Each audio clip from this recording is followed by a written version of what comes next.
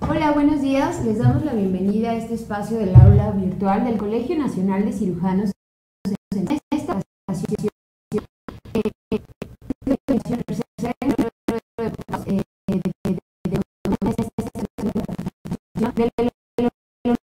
así como también la Universidad Nacional Autónoma de México.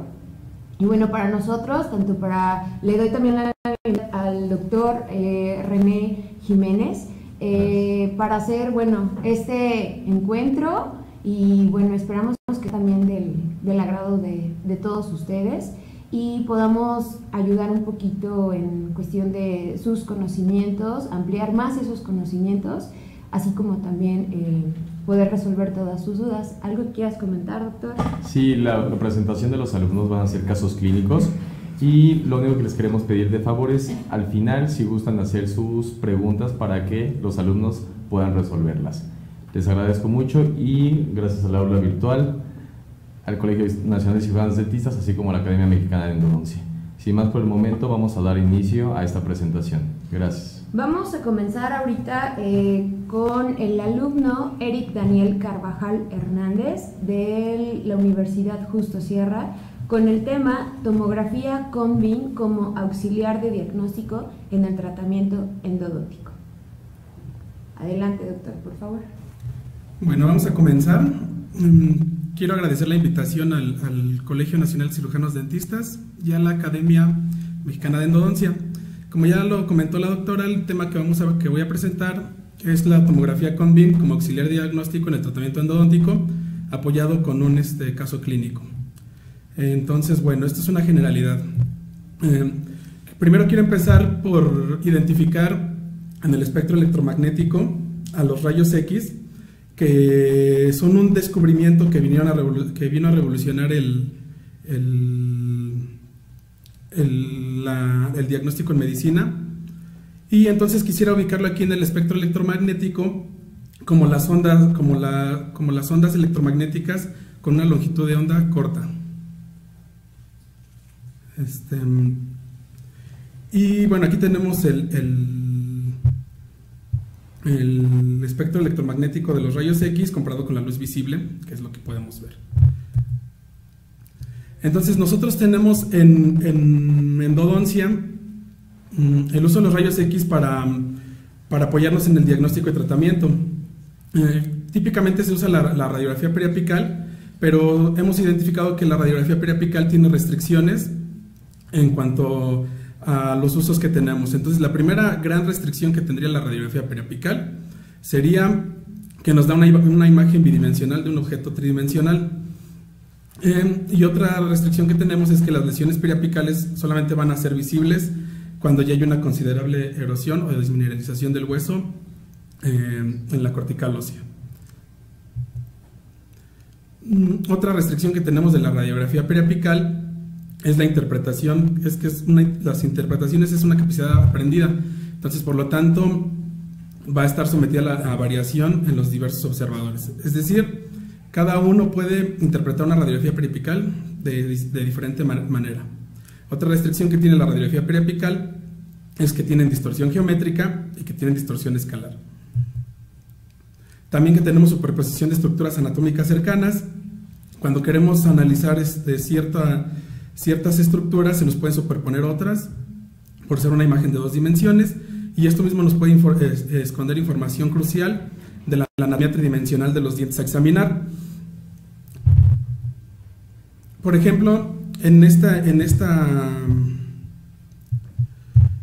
aquí tenemos 3 radiografías con diferentes angulaciones de un mismo diente y no tenemos la misma imagen en las 3. Aquí tenemos otra de las restricciones de la radiografía periapical.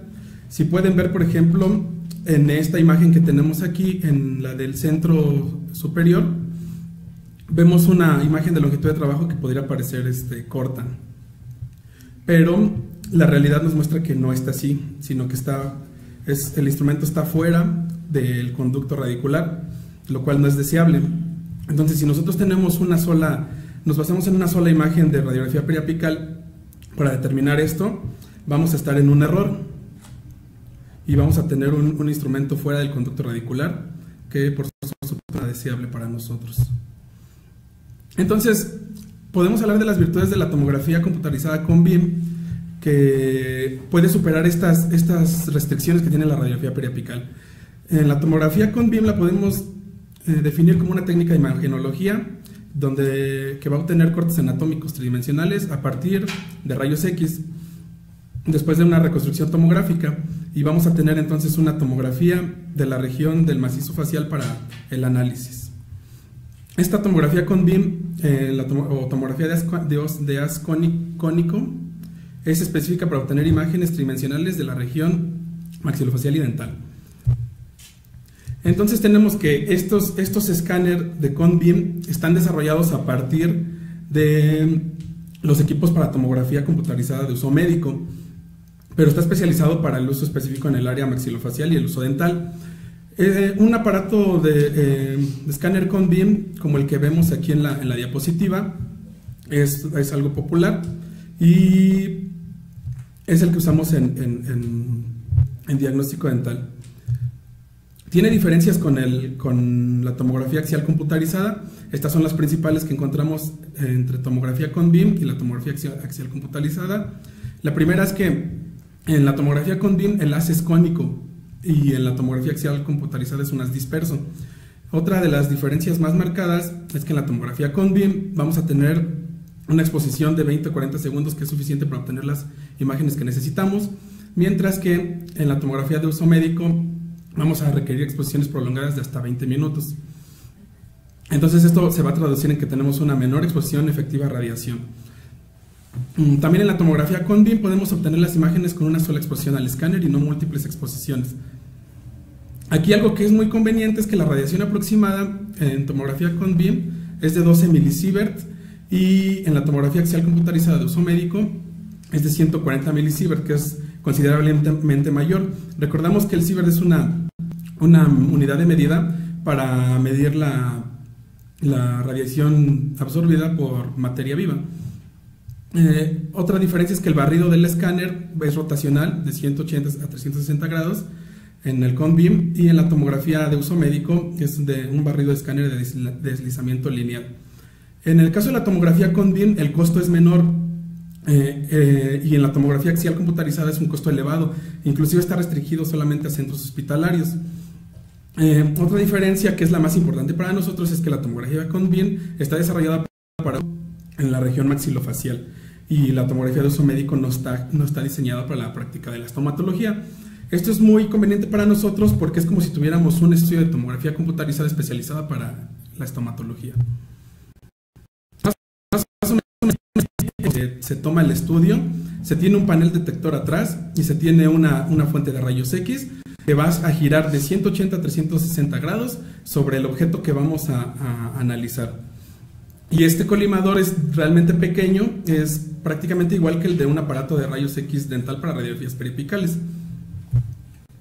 Una vez que se recogen las imágenes, se van a formar por medio de un software que vamos a poder nosotros analizar, y se va a formar por medio de pequeños cubos isotrópicos que de una unidad que se llama voxel. Hagan de cuenta que este voxel es un píxel tridimensional, simplemente es así de fácil.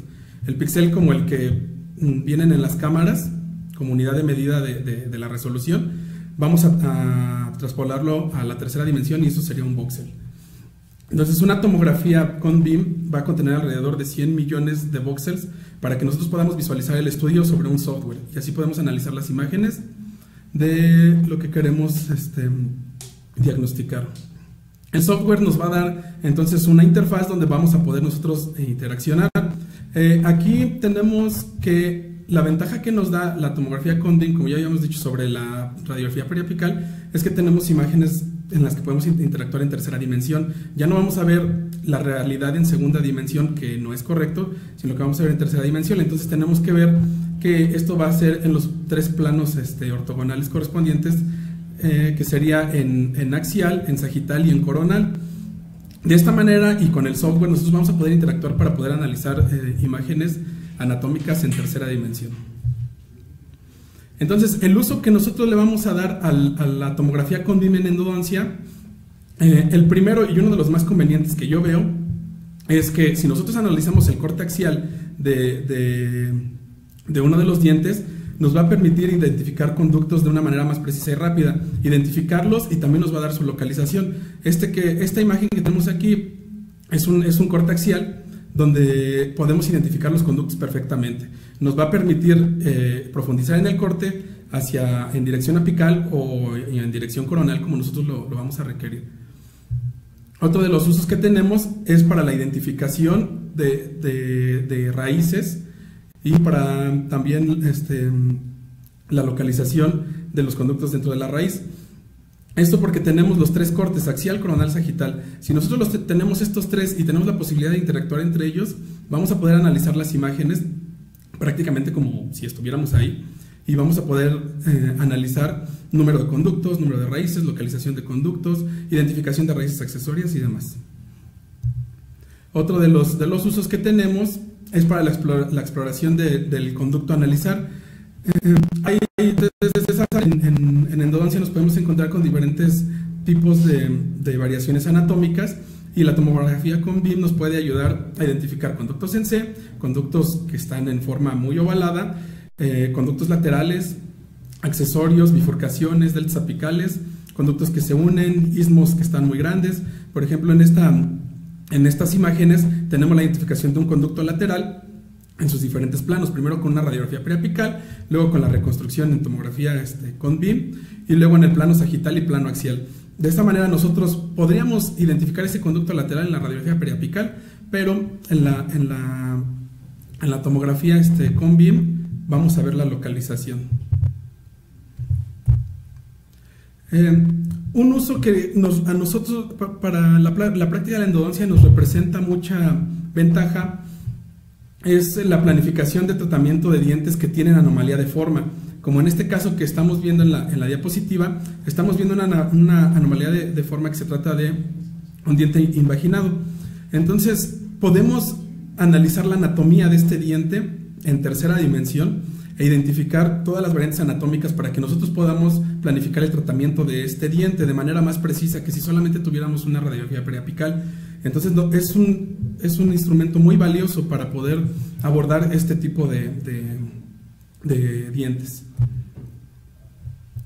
Otro uso que a mí también me parece de los más ventajosos es que evidencia las enfermedades periapicales mucho más rápido que las radiografías periapicales, porque los cambios radiolúcidos, como en el caso de estas lesiones periapicales, son más evidentes más precozmente en la tomografía con BIM que en la radiografía periapical convencional. Esto es muy conveniente para nosotros porque entre más rápido nosotros podamos detectar una radiografía periapical, vamos a tener un mejor pronóstico en el tratamiento de conductos de los dientes que vamos a hacer, y entonces podemos enfocar nuestra práctica orientada a éxito más predeciblemente. Entonces, indicaciones de endodoncia para el uso en la tomografía con BIM. Como ya habíamos dicho, la detección y evaluación de lesiones periapicales, la evaluación de fracturas radiculares que llegan a ser un problema si solamente tenemos como único medio auxiliar a la radiografía periapical, también la localización de conductos radiculares cuando tenemos anatomías no convencionales, el análisis de las resorciones externas e internas, y por supuesto el análisis de la anatomía de la cavidad pulpar en su totalidad para poder abordar las diferencias anatómicas que nos pueden presentar cualquier caso particular, y la evaluación de traumatismo dental. Como en este caso podemos ver estas imágenes que corresponden a traumatismo dental, en el que podemos observar tanto la luxación de dientes como la fractura del hueso alveolar que está rodeando la raíz del diente. Entonces es obvio que con la tomografía con BIM podemos tener un mejor análisis de cada caso particular. Las contraindicaciones que tenemos para este tipo de estudios, pues realmente no tenemos una contraindicación, una condición sistémica absoluta que contraindique el estudio de la tomografía con BIM. El embarazo puede ser una contraindicación relativa, pero es relativa porque, como ya vimos, la radiación expuesta no es tan elevada y se puede proteger siempre a la persona embarazada. Tal vez alguna dificultad que tengamos en el análisis de las imágenes ofrecidas por la tomografía con BIM es que cuando tenemos una estructura radiopaca, la imagen se distorsiona mucho. Por ejemplo, podemos ver aquí esta imagen. Aquí, digamos que la imagen está distorsionada, es más evidente en esta imagen de acá arriba y en esta de acá. Las estructuras radiopacas pueden deformar las imágenes de tal manera que tal vez las imágenes a analizar nos podrían resultar inútiles, pero es simplemente la única dificultad que nos podemos encontrar. Entonces voy a dar el reporte del caso clínico con el que vamos a apoyar este reporte teórico aplicado ya a la clínica. Tenemos un paciente cuyo motivo de consulta es que dice: me duele mucho mi muela desde hace 3 días. Es un paciente que llega a la clínica de la especialidad del posgrado de endodoncia de la Universidad Justo Sierra, que fue referido de la clínica de diagnóstico de la misma institución. Se trata de una persona masculina de 29 años de edad que padece gota, por el cual está medicado con diversos AINES, los cuales no conoce, pero sabe que está medicado. Conoce el grupo de medicamentos, pero no puede especificar qué tipo de medicamento está tomando. Entonces refiere a un dolor intenso que es espontáneo e irradiado hacia el oído y al ángulo de la mandíbula, que está causado por el primer molar inferior derecho. También presenta dolor nocturno y asegura que su dolor comenzó hace 3 días y que ha aumentado desde entonces. No ha podido controlarlo con los AINES que toma.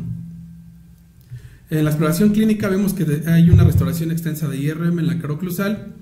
En la palpación de fondo de saco vemos que no hay aumento de volumen, no hay dolor, tenemos movilidad fisiológica y no tenemos patología periodontal. Hacemos las pruebas de sensibilidad pulpar, que nos da como positivo, persistente e irradiado. Y también las pruebas de sensibilidad periapical, que en la vertical nos da persistente y localizado. Y aquí ya estamos juntando nuestras pruebas para el diagnóstico. Esta es la radiografía inicial, en la cual quiero recalcar la anatomía de este diente.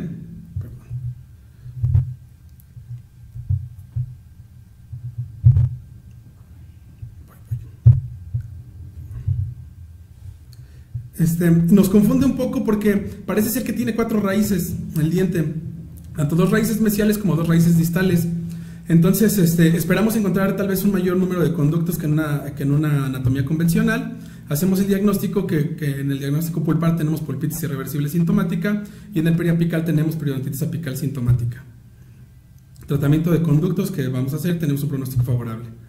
Entonces hacemos el acceso endodóntico y la localización de conductos, instrumentamos el istmo que hay entre los conductos mesiales, pero no encontramos más conductos, es decir, nosotros esperábamos encontrar 3 conductos si instrumentábamos el istmo, pero solamente tenemos 2 y hacemos la orden de estudio de tomografía con BIM porque encontramos una anatomía convencional cuando nosotros pensábamos encontrar una no convencional. Y entonces hacemos el análisis de las imágenes de tomografía con BIM. Aquí podemos identificar una lesión periapical que no habíamos visto en la radiografía periapical. La podemos ver en esta parte y acá. Lo mismo en esta. Este de acá es el corte sagital y acá tenemos el corte coronal, en el cual podemos ya identificar que se trata solamente de 2 raíces, pero que son muy amplias y cada una contiene 2 conductos. Y para confirmarlo lo vemos en el corte axial, donde tenemos 4 conductos. Pueden observar que en el tercio cervical, en el tercio medio, tenemos un conducto lateral en esta parte de acá, con salida hacia periodonto. Y acá ya podemos ver los 4 conductos del diente. Entonces empezamos con el tratamiento, la determinación de longitud de trabajo de los conductos mesiales y de los conductos distales, tomado con localizador electrónico y confirmado con radiografía periapical, y la instrumentación con Next.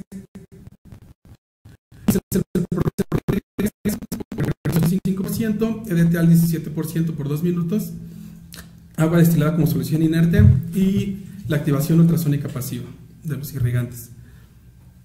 Esta es la técnica de obturación. La única que va a ser diferente va a ser la del conducto mesiobucal, debido a la presencia del conducto lateral que vemos aquí. Lo queremos abordar también, por eso esa técnica de obturación va a ser diferente y la vamos a hacer con compactación termomecánica de gutapercha con un instrumento que se llama gutacondensor. Aquí tenemos las pruebas de cono. Estos son los 3 conductos obturados mediante la técnica de cono único con Gutaflow 2, y ahora esta es la prueba de cono para la obturación del conducto mesiobucal, del cual queremos obturar el conducto lateral que descubrimos en la tomografía, y esta es la radiografía final. Así es como termina el tratamiento. Esta es una vista mesioangulada, y aquí tenemos la vista angulada de la obturación del conducto lateral que la tomografía con BIM nos presentó en un inicio, y ya podemos evaluar que hemos terminado los 4 conductos que vimos y el conducto lateral que habíamos observado en un inicio. Este es el control a 8 meses, donde no hay evidencia de patología, de enfermedades, donde se ve la corona que se realizó también en la clínica de licenciatura de la Universidad Justo Sierra.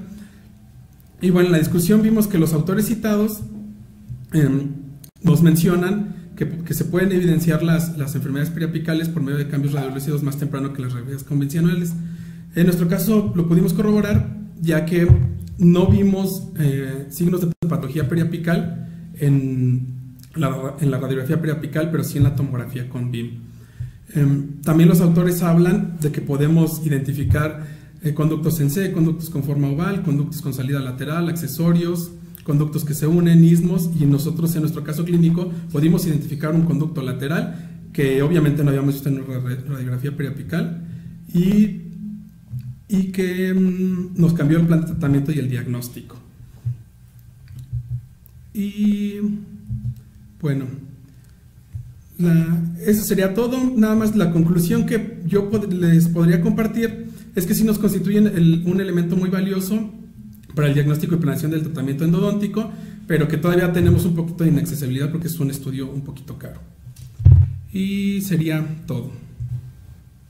Ok, agradecemos mucho la participación del doctor Eric Daniel con tan importante tema. Les pedimos que no se muevan de sus lugares, ya que vamos a hacer el cambio de presentación, y el siguiente alumno es de la UNAM.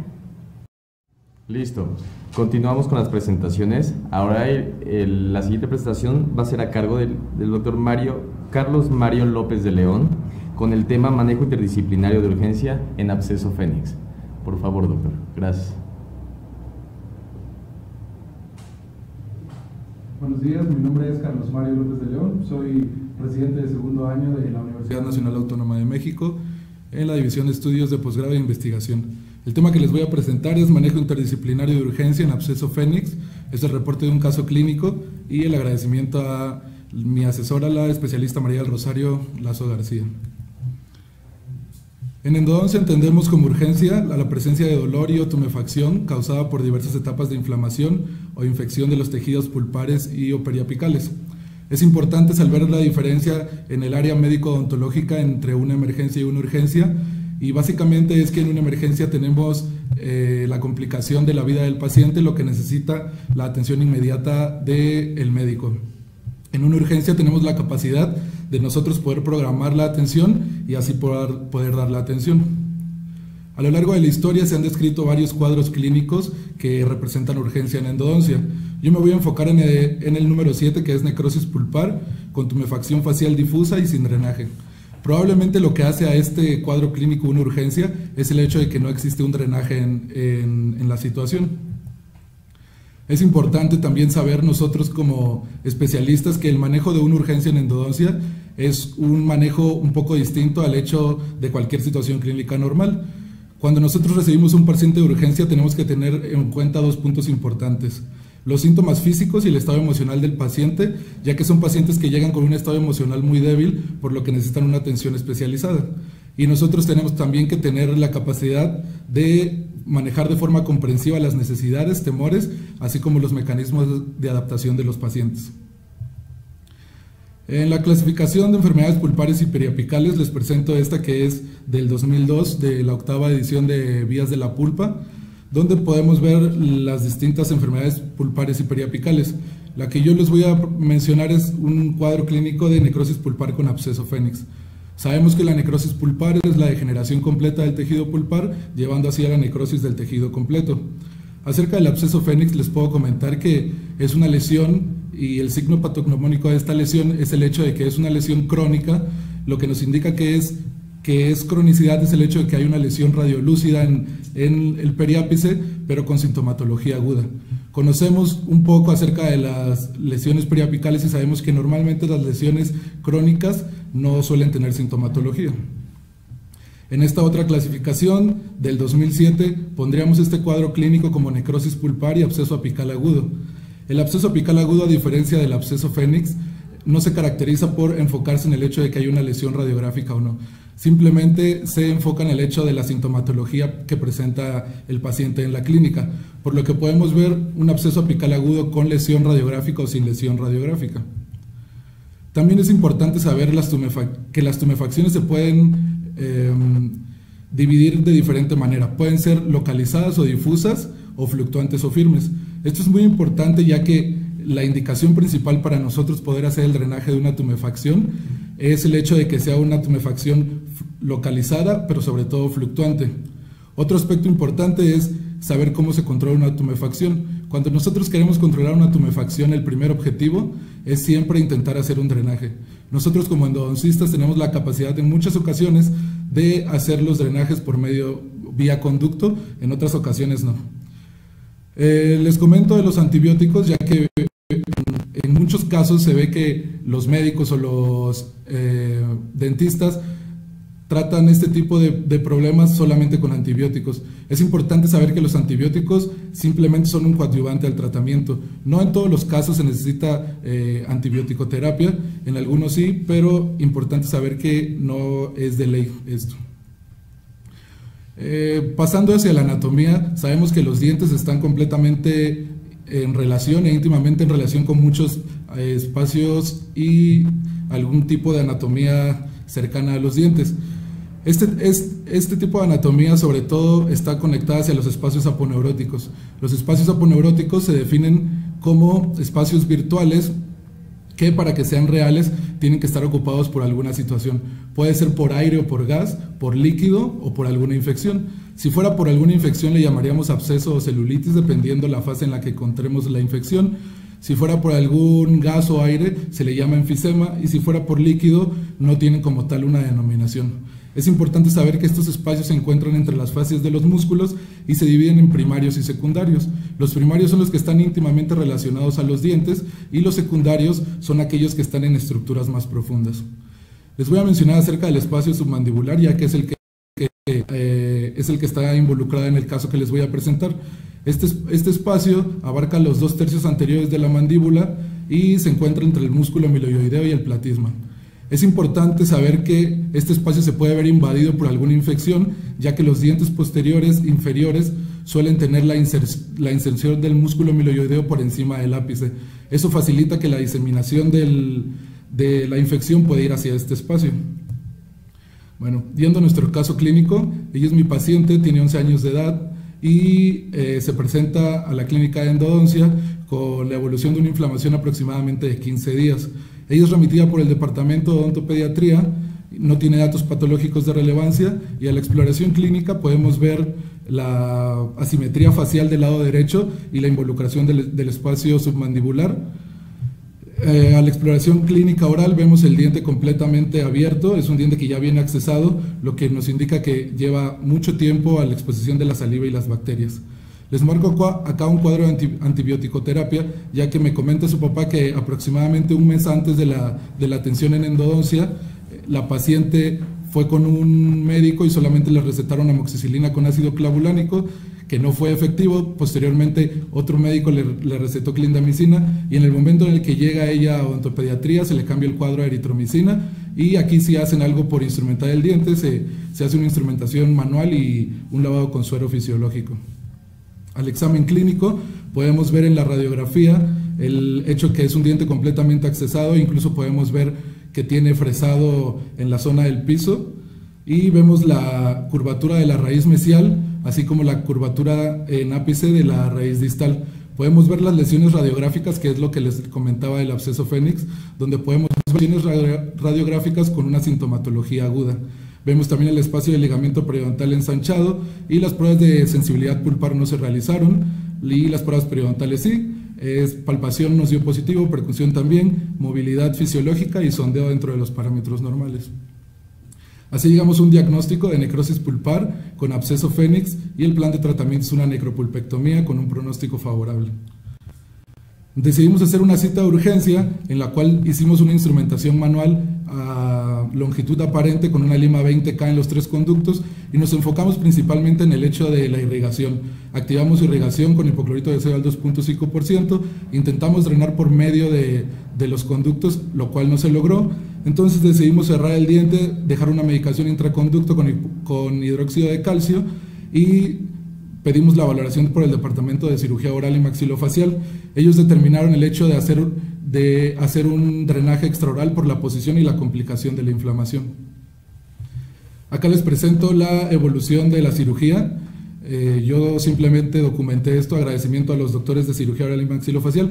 Esto aproximadamente se hizo en media hora desde que recibimos a la paciente, donde podemos ver la asepsia en la primera imagen, la incisión, la disección de los tejidos profundos hasta llegar a la cápsula del absceso, posteriormente el lavado con solución yodada, y los doctores decidieron no dejar ningún drenaje extraoral como un Penrose y ni siquiera poner una sutura, ya que la incisión había sido muy pequeña, y así se fue la paciente y citamos a la paciente posteriormente en 8 días.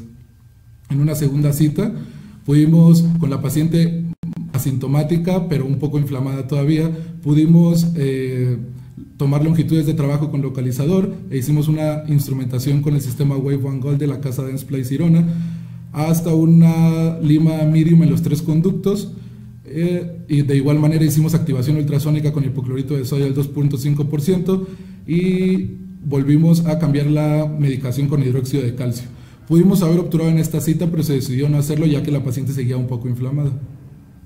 En una tercera cita se realiza el protocolo de irrigación, que son 3 ciclos de hipoclorito de sodio activado con ultrasonido, 3 ciclos de EDTA al 17% activado con ultrasonido y al final enjuague con agua destilado o suero fisiológico. Decidimos hacer una obturación con una técnica quimiotermomecánica de Rotary, ya que la curvatura de los conductos, sobre todo los mesiales, no nos permitía bajar los condensadores ni la inyección para hacer una inyección de gutapercha. Les comento más o menos de qué se trata esta técnica. Se basa en hacer una condensación lateral en frío y posteriormente, por medio de un inserto o un instrumento, ya sea de acero inoxidable o de níquel titanio, como es el Rotary Obturator, se introduce dentro de la obturación y la capacidad que tiene este instrumento se da por el hecho de sus estrías. Tiene la capacidad de enrollar la gutapercha y por la velocidad que tiene el giro, plastifica y condensa. Al final solamente se hace una condensación vertical en frío, en cervical, y los conductos quedan obturados. Acá podemos ver la obturación final y vemos las fotografías finales, donde la paciente se presenta completamente desinflamada, la incisión a 15 días está bastante bien cicatrizada y el diente obturado provisionalmente. Lamentablemente la paciente posteriormente se perdió y no regresó a la obturación final. Como discusión tenemos que Cohen en 2002 menciona que una inflamación con diseminación facial a estructuras profundas siempre debe ser remitida al departamento de cirugía. Kenneth y Cohen en 2011 reportan que las indicaciones para realizar drenaje por parte del endodoncista siempre son procedimientos intraorales. Canalda también nos menciona que el objetivo principal de realizar un drenaje es favorecer al organismo y eliminar el factor de infección antes de la diseminación. Como conclusiones tenemos que el diagnóstico es fundamental en endodoncia como en cualquier otra área. La identificación de los espacios aponeuróticos, ya sean primarios o secundarios, es fundamental para nosotros saber qué tipo de tratamiento es el adecuado. Y saber las limitaciones en el manejo endodóncico siempre es necesario, ya que nosotros como endodoncistas tenemos limitaciones en los actos quirúrgicos. Y sobre todo siempre tener en cuenta la atención interdisciplinaria que nos va a llevar al éxito de nuestros tratamientos. Esta es mi bibliografía y quisiera mencionar esta presentación a los alumnos de la UNAM. La hacemos en reconocimiento de nuestro doctor José Luis Jacome Musule, que falleció aproximadamente hace 2 meses. Él era nuestro coordinador y siempre agradecerle su incansable paciencia en su enseñanza y toda la escuela de endodoncia que creo que dejó en la UNAM y en todo México. Orgullosamente UNAM, muchas gracias. Muchas gracias, doctor Carlos Mario López de León, por su presentación. Vamos a dar continuidad con los casos y posteriormente la siguiente presentación es por parte de la Universidad Justo Sierra. Resorción externa apical inflamatoria de un órgano dentario con absceso apical crónico. Bienvenido, doctora. Adelante con su presentación. ¿Qué tal? Buenos días. Yo soy Natalie Peñalba. Voy a hablar acerca de la resorción externa apical inflamatoria en un órgano dentario que presenta un absceso apical crónico. Yo soy de la Universidad Justo Sierra y bueno, para dar comienzo al tema, vamos a hablar de la definición de la resorción apical. La resorción se define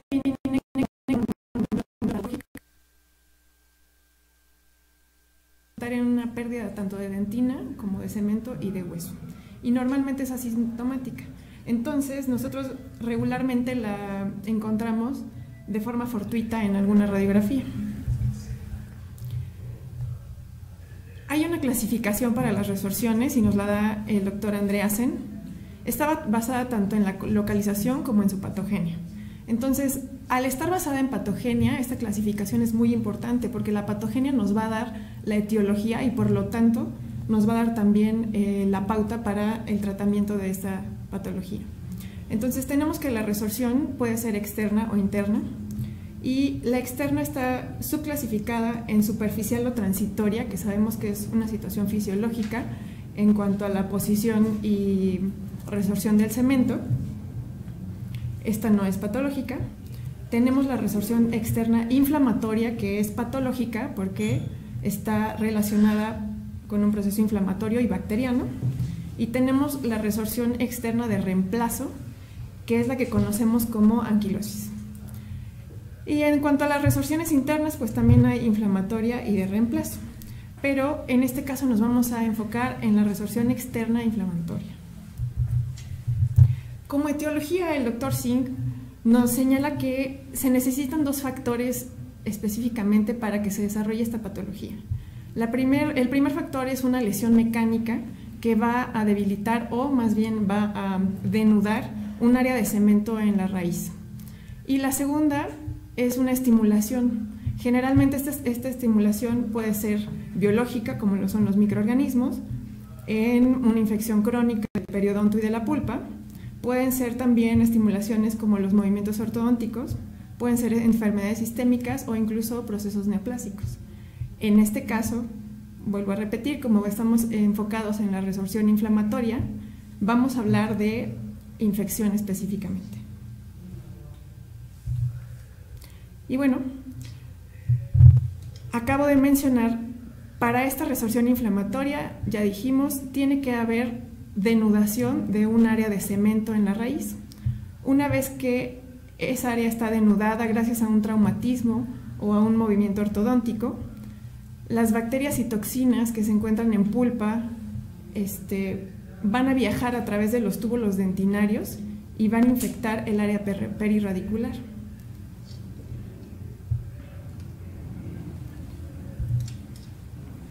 Cuando nosotros tomamos una radiografía y encontramos un periápice que se encuentra, por así decirlo, chato, observamos pérdida de la raíz, está relacionada a una zona radiolúcida, pues entonces ya sabemos que estamos hablando de resorción inflamatoria externa.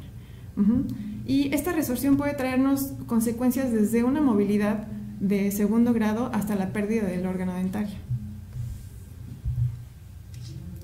Para hablar un poco más de la patofisiología, además de la etiología, tenemos que la resorción está ligada directamente a los osteoclastos.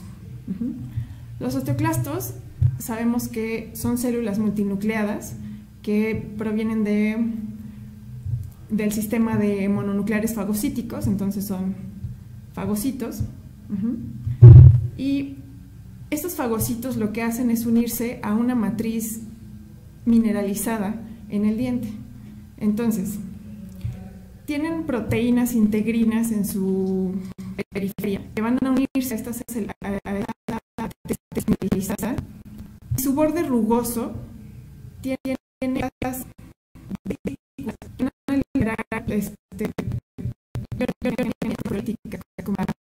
y las grasas carbonas.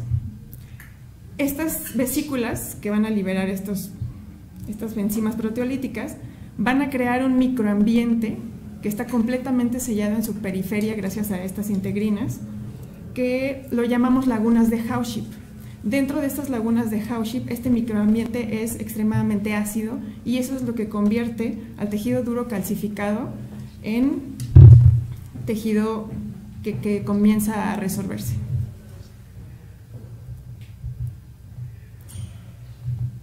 Obviamente, para que nuestros osteoclastos lleguen a esta zona, necesitamos mediadores químicos de la inflamación. Y el primer mediador químico que siempre vamos a tener en una inflamación, porque es parte integral de la inflamación, es la interleucina B.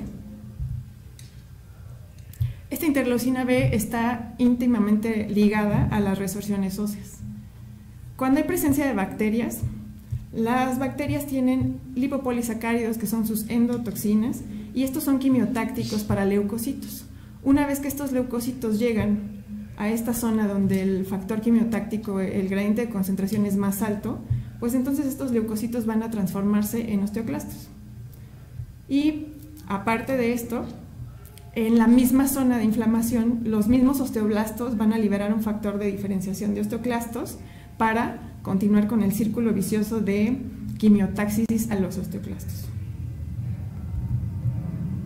Entonces, no se conoce el mecanismo exacto de la resorción externa, pero la hipótesis que se acepta más está basada en que el cemento es resistente a la resorción radicular porque no es una matriz mineralizada y los osteoclastos únicamente se unen a la matriz mineralizada. ¿Cómo lo hacen? Pues por medio de unas proteínas que se llaman RGD. Estas proteínas RGD se unen a la cristal de calcio de las matrices mineralizadas. Entonces, entre el osteoclasto y la matriz mineralizada. Al no haber una matriz mineralizada en la periferia del cemento, porque es cementoide, no está mineralizada, la raíz es resistente a resorción. Y por lo tanto, el tratamiento efectivo para una resorción externa, si hablamos de que se necesitan los dos factores, tanto el traumatismo como una infección bacteriana, pues entonces, quitando uno de los factores vamos a resolver esta patología. Y para quitar uno de los factores, pues entonces el tratamiento de conductos de forma adecuada va a resolver esta patología. Ahora, los lineamientos que son recomendados por la Asociación Americana de Endodoncistas y apoyados por algunos autores como el Dr. Voss o como el Dr. Singh y como el Dr. Tronstad también. El hidróxido de calcio es uno de los medicamentos que podemos utilizar intraconducto para detener el proceso patológico de la resorción. Ellos mencionan que el hidróxido de calcio debe ser utilizado con intercambios cada mes durante 3 meses hasta su obturación. El hidróxido de calcio lo que va a hacer va a incrementar el pH en la dentina y por lo tanto inactiva las hidrolasas ácidas de los osteoclastos. El MTA tiene una función muy parecida y además ya ha sido muy estudiado para el tratamiento en perforaciones, así que es muy utilizado también para ápices abiertos y ofrece un muy buen sellado. Además sabemos que es biocompatible, es bioactivo, induce la osteogénesis y cementogénesis y también incrementa los niveles de fosfatasa alcalina, que está relacionada con la mineralización de superficies dentales.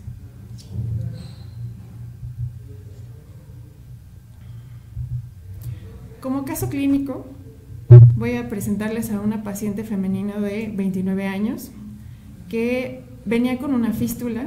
Ella decía, tengo un granito, me sabe feo y duele cuando mastico, pero tiene una historia larga de este diente, ya que a los 10 años se golpea por una caída en todos los centrales. Un odontólogo dice que no tiene nada, así que solamente le hacen una curación.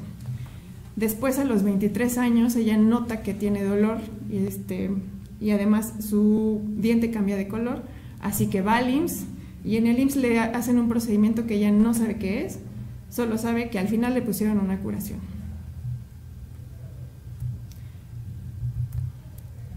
En las pruebas de sensibilidad pulpar, tanto al frío como al calor, no hay respuesta. En la percusión vertical, la respuesta es persistente y localizada. En la percusión horizontal, respuesta también es fugaz localizada. Y lo interesante en esta paciente es que está embarazada en su tercer trimestre, pero no tiene ninguna complicación, así que no hay datos clínicos de relevancia más que los cuidados necesarios para una paciente embarazada. Al examen intraoral vamos a observar la fístula por encima del órgano dentario número 11. Ya la fístula está drenando, así que solamente se hizo presión para drenarla. Al sondeo no hay bolsas periodontales y su movilidad es fisiológica. Aquí tenemos el hallazgo radiográfico. La zona radiolúcida que rodea los periápices del 11 y 12, que mide aproximadamente 1 centímetro, y se traza el trayecto de la fístula que llega entre tercio medio y apical.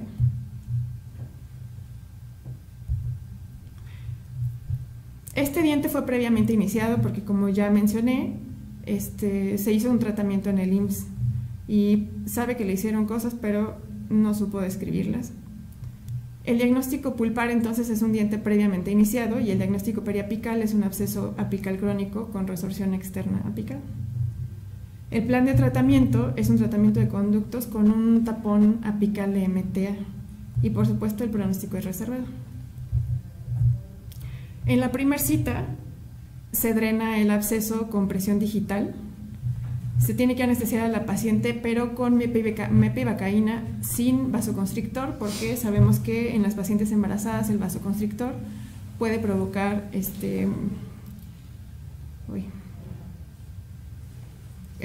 contracciones, perdón. Entonces se hace aislamiento absoluto de este diente, se toma la longitud de trabajo con una lima 70, el foramen está evidentemente abierto y se toma a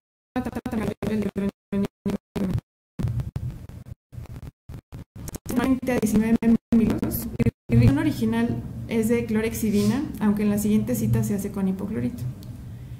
En esta primera cita únicamente se hace la irrigación con clorhexidina y se coloca hidróxido de calcio como medicamento intraconducto y algodón y cavito. En la segunda cita, que es una semana después, ya sin anestesia, se vuelve a hacer aislamiento absoluto, se realiza un protocolo de irrigación, ahora sí con hipoclorito de sodio al 2.5, que es una solución Lavarraque, y posteriormente con solución fisiológica para volver a colocar hidróxido de calcio, algodón y cavito.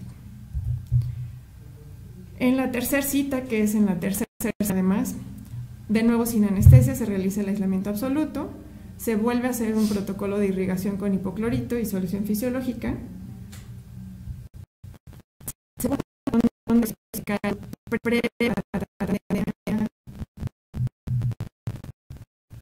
y un algodón húmedo con cavit para esperar el fraguado del MTA. En la última cita, entonces, se verifica con la lima maestra que el MTA ha endurecido, se hace la prueba de la punta principal y entonces se procede a instrumentación, perdón, a obturación. Previo a la obturación, nuevamente se realiza un protocolo de irrigación alternando hipoclorito de sodio con solución fisiológica y EDTA, y la irrigación es activada con 3 ciclos de ultrasonido a 20 segundos. Se decide hacer esta obturación con el sistema Elements, que es un sistema de onda continua de calor, para poder lograr alcanzar con la gutapercha todas las irregularidades del conducto. En citas posteriores se realiza también el tratamiento de conductos del órgano dentario 12. Los dos se obturan con resina. Solo se tiene un control a 3 meses porque el tratamiento es reciente y sabemos que los cambios radiográficos van a ser observables a partir de los 6 meses, pero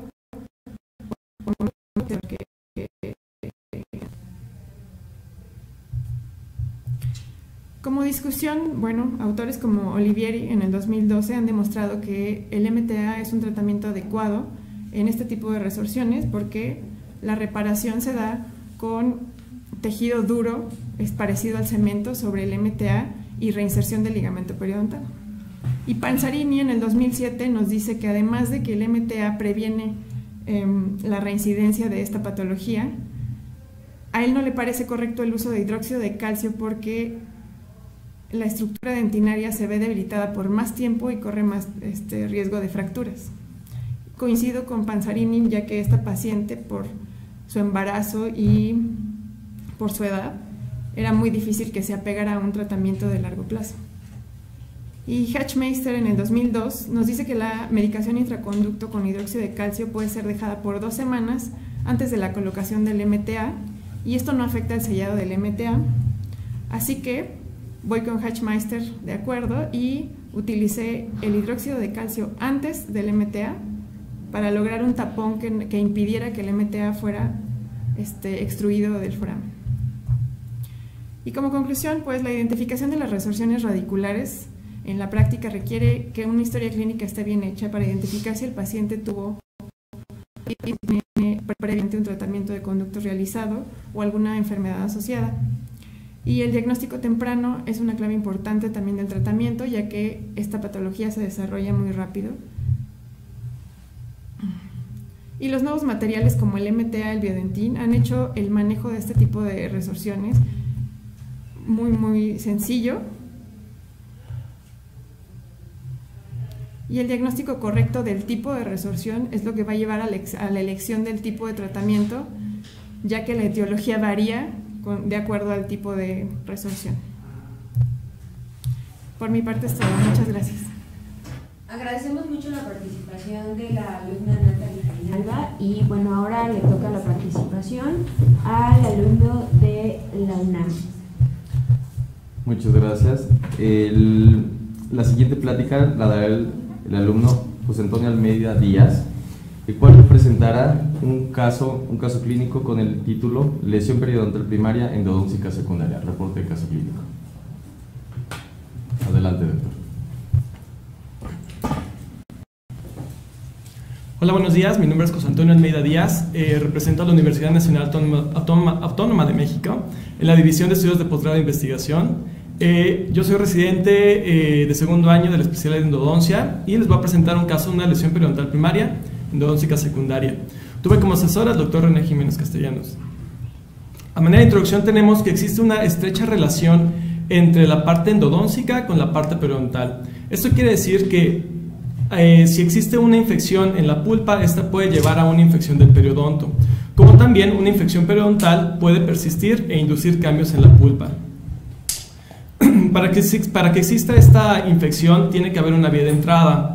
Están reportados 3, las cuales serían túbulos dentinarios expuestos, la cual podemos encontrar cerca del lápiz, como lo marca Dedeus, conductos secundarios, de los cuales vamos a encontrar en una mayor proporción en la parte apical en un 17%, en el tercio medio en un 8.8% y en el tercio cervical 1.6%. Pero es notable o destacar que la parte la vía de entrada más importante sería el foramen apical. Ahora bien, existen estas relaciones endoperidontales en el cual la enfermedad pulpar va a tener efectos en el periodonto. ¿Qué es lo que va a pasar? El periodonto va a responder de alguna manera y se va a interpretar como una periodontitis apical crónica. En cambio, cuando tenemos una enfermedad periodontal y afecta sobre la pulpa, lo que vamos a encontrar van a ser cambios histológicos, los cuales estos van a ser, se van a expresar hasta el momento en que se limite el riego sanguíneo del órgano dentario. ¿Qué es lo que va a pasar histológicamente? Vamos a tener absorción de colágena, fibrosis de la pulpa y calcificaciones.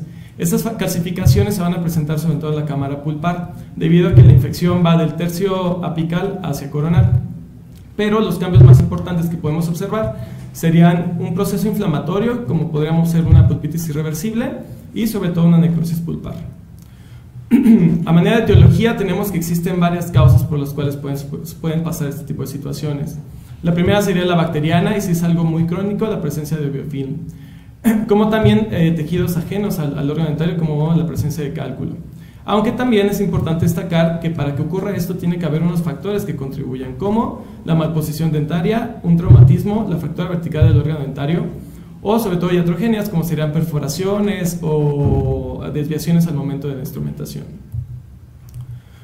Aquí podemos observar, por ejemplo, la presencia de cálculo a nivel apical de un órgano dentario y sobre todo las fracturas verticales.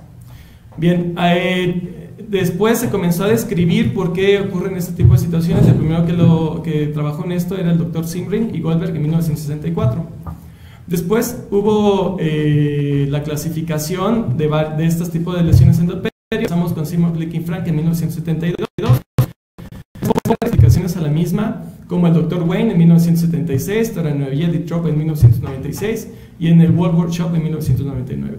En particular, el caso que nosotros vamos a trabajar lo vamos a clasificar en la del Dr. Simon Glick y Frank, como que lo divide en 5, que son las endodónticas primarias, las endodónticas primarias con involucración periodontal secundaria, las periodontales primarias, la primaria periodontal con lesiones endodónticas secundarias y las verdaderamente combinadas. En este caso vamos a hablar de una periodontal primaria con una involucración endodóntica secundaria, la cual podemos encontrar que primero tiene el paciente una enfermedad periodontal que va a atacar o va a infectar de alguna manera el pulpo.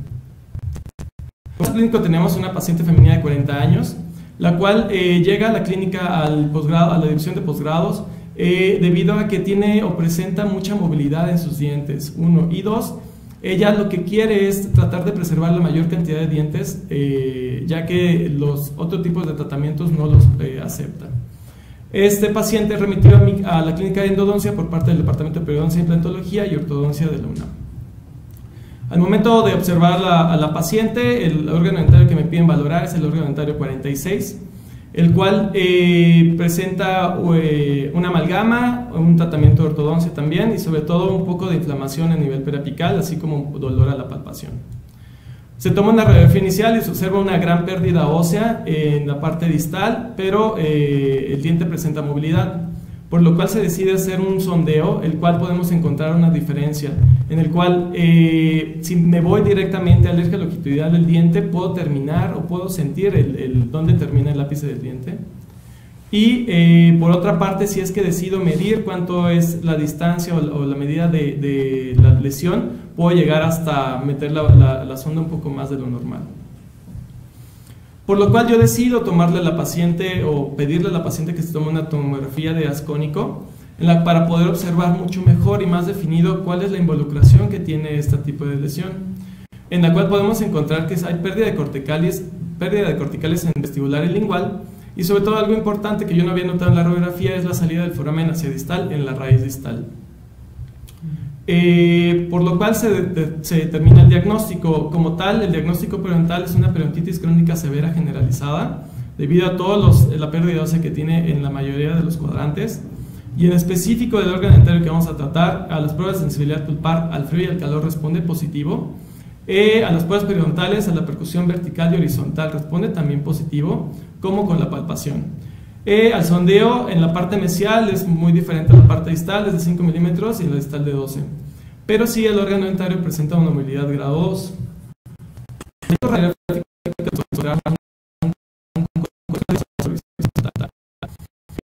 Tenemos pulpitis irreversible y una periapical de periodontitis apical crónica.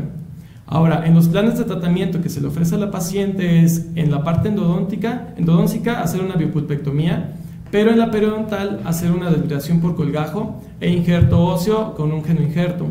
Esto a sabiendas de que el pronóstico que tiene el diente como tal es muy reservado, si no es que malo, pero pues vaya, la paciente está en toda la disposición de poder realizar cualquier tratamiento para evitar la extracción. Al momento de hacer el acceso y el aislamiento absoluto, podemos observar que en los conductos mesiales observamos un sangrado difuso de un color rojo vinoso, cual nos da el diagnóstico de pulpitis irreversible. Y en los conductos distales una calcificación bastante grande y sin sangrado, lo cual podemos determinar necrosis.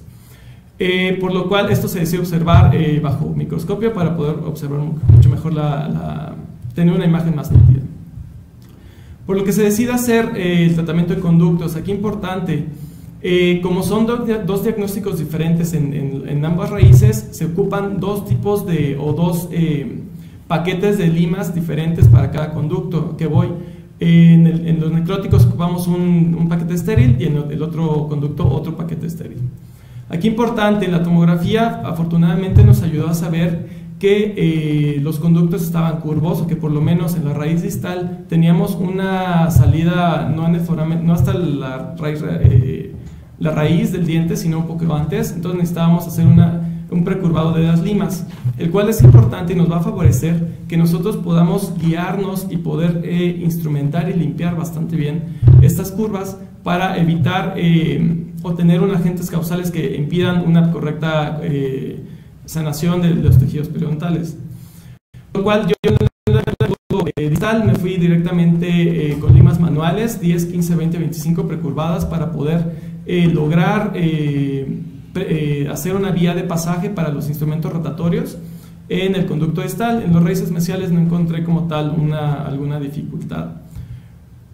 Después decidí instrumentar directamente con el sistema ProGlider, que es una conicidad progresiva, una punta de 0.16, como una vía de pasaje extra para poder que mi instrumento favoreciera. Ya que decidí utilizar las limas Way One Gold de la casa Dentsply para poder, ya que este movimiento reciprocante y sobre todo poder precurvar las limas me podía favorecer instrumentar completamente el diente.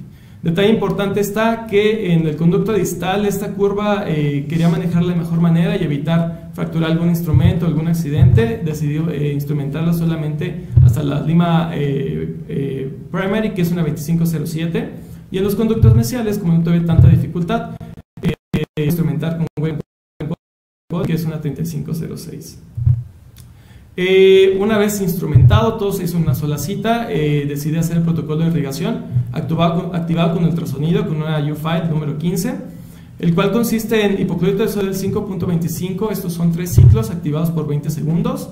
Después irrigamos con solución fisiológica, y para poder aplicar el EDTA al 17%, igual solo un ciclo de 20 segundos. Se irriga abundantemente con solución fisiológica para poder secar el conducto con puntas de papel. Como técnica de obturación, en este caso decidí utilizar la técnica lateral modificada con ultrasonido del doctor Alfonso Moreno de León en 1974 con cementos y Silapex. Esto debido a que, como quería evitar algún tipo de extrusión de material a la hora de la obturación, esta técnica nos ofrece esa seguridad, la cual consiste en hacer una técnica lateral en frío para después simplemente activar el ultrasonido con las puntas U-File. La cutapercha lo que va a hacer, se va a plastificar y podemos sellar mucho mejor, hacer una técnica mucho más eficiente en comparación con, por ejemplo, lateral en frío. En la conometría, lo importante destacar es que utilicé conosemes calibrados a 25 y a 35, y sobre todo cuando nosotros hacemos la conometría podemos observar que también instrumentamos al momento de poder medir o hacer la conometría para poder saber qué tanto podemos hacer esa vía de pasaje para que la obturación sea lo más eficiente. Podemos observar en la radiografía distorradial cómo están obturados perfectamente bien los 3 conductos. Ahora, el control radiográfico, tenemos esta radiografía inicial, el posquirúrgico, que por parte del Departamento de Periodoncia e Implantología de la UNAM decidió hacer un desbridamiento por colgajo y colocar un seno injerto. Este es inmediatamente el posquirúrgico, lo cual podemos observar que el diente a los 7 días se ve bastante estable, pero lo importante sería destacar que el control a 3 meses podemos observar que el injerto como tal no ha sufrido algún cambio y que realmente está siendo bien tolerado por el paciente. Después, a los 6 meses, el departamento de ortodoncia decide poder comenzar a trabajar ferulizando el diente, colocando un tubo en el 7 para poder favorecer que este diente tuviera un mejor pronóstico. A los 6 meses podemos observar que aunque tenemos ciertos cambios a nivel periodontal, el diente ya no presenta movilidad y el injerto sigue bastante estable. Como discusión tenemos que Bender y César en 1962 nos refiere que hay un daño pulpar debido por la peritonitis apical crónica. ¿Qué significa esto? Que tenemos un estímulo de baja intensidad pero de larga duración, lo cual, como en este caso vamos a observar calcificaciones en la pulpa con obliteración de la porción coronal, ya sea en dientes que tienen pulpitis irreversible o necrosis. También Bender y César en 1972 nos dicen que la necrosis pulpar, como lo habíamos mencionado antes, va a suceder justamente por una por la cual pueden infectar la pulpa. Un detalle importante va a ser que la enfermedad periodontal acelera el proceso de envejecimiento de la pulpa, y sobre todo esta pérdida de hueso va a favorecer que el diente al momento de tener la movilidad, el riego sanguíneo no sea continuo y constante para favorecer que ocurran este tipo de situaciones. Un detalle importante que nos menciona Suinta en el 2012 va a ser la dificultad en las pruebas de sensibilidad pulpar, ya que el dolor nos puede dar un falso positivo. ¿Qué significa esto? Puede haber tejido nervioso circundante que nosotros al momento de hacer las pruebas determine o el paciente nos refiere a un tipo de dolor, o a nosotros al momento de realizar las pruebas de sensibilidad, al momento de realizar presión con la torunda y las pinzas, el paciente perciba un poco de dolor, y eso puede favorecer a que nosotros no tengamos un buen diagnóstico. Pero sobre todo lo más importante que tenemos que destacar es que lo histológico va un paso adelante de lo clínico. ¿Qué significa esto? Que la presencia de sintomatología no necesariamente implica la ausencia de cambios inflamatorios, como podemos observar en este caso, que aunque el paciente tenía o respondía a las pruebas de sensibilidad pulpar, al momento de abrir el diente podemos observar cambios como por ejemplo en la distal necrosis y en los mesiales pulpitis irreversible. Un detalle importante está en que el tratamiento odontológico siempre deberá realizarse antes que el periodontal. Como yo les había mencionado, Bergenholz en el 2012 nos dice que el límite de obturación apical es un parámetro que determina el éxito del tratamiento. Como en este caso yo decidí evitar a lo más posible tratar de extruir algún, ya sea cemento o gutapercha. Y sobre todo el manejo interdisciplinario endoperio tiene un efecto positivo en el pronóstico del tratamiento. Como conclusiones tenemos que el tratamiento del sistema de conductos nos ofrece un resultado predecible del pronóstico del tratamiento, como es en este caso. Sobre todo también resaltar que la obturación tridimensional del sistema de conductos radiculares depende directamente de la limpieza y conformación que nosotros hayamos realizado. ¿De qué depende esto? Del sistema de instrumentación que nosotros decidamos en el momento, y sobre todo también que también podemos limpiar al momento de la irrigación, como en este caso utilizar o ayudarnos con limpieza con ultrasonido para asegurar el éxito del tratamiento. Importante destacar que el pronóstico para dientes unirradiculares es menos favorable en comparación con los multirradiculares, y los procedimientos de terapia pulpar serán evaluados 2 a 3 meses después de ser realizados. En este caso, el tratamiento de conductos junto con el tratamiento periodontal a los 6 meses ha sido favorable, pero siempre tenemos que evaluar al paciente constantemente para determinar si el tratamiento depende de la gravedad de la enfermedad periodontal, la respuesta al tratamiento periodontal que tiene el paciente, y también importante la higiene que tiene el paciente con la condición que presenta. Esta es mi biografía, y por su atención, orgullosamente UNAM, muchas gracias.